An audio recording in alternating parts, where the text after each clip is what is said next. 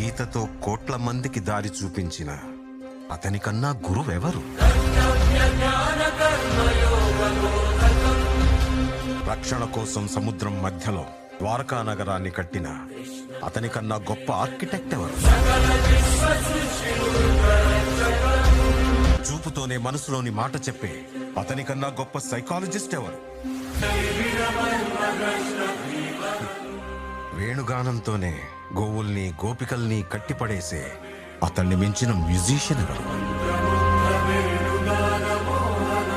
నిత్యారోగ్యంతో ఉండే సూచనలు చెప్పిన అతనికి మించిన డాక్టర్ ఎవరు?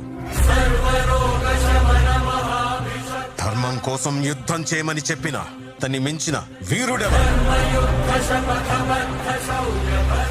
అన్కంట్రోలబుల్ ఆర్పిఎం తో తిరిగే సుదర్శన చక్రాన్ని కంట్రోల్ చేసే అతనికి మించిన కైనెటిక్ ఇంజనీర్ ఎవరు?